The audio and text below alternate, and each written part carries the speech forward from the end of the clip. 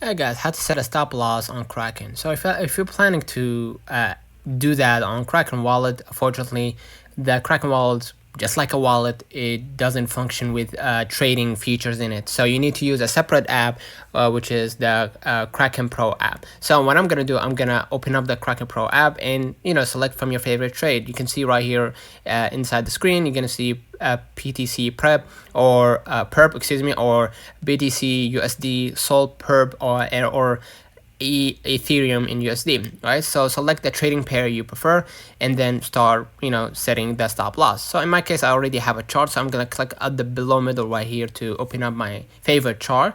And if you want to set a stop loss order, right, if you're buying or selling, you can just head next to the sell. You're gonna see limit, go ahead and press it, and you can add a take profit or stop loss limit, and that way or stop loss right here simply, right? And then simply you can add the amount of money, and then right here automatically Kraken added the stop loss and the take profit. Okay, so basically that's it. Let me know in the comments if this video helped you. Don't forget to like and subscribe. See you.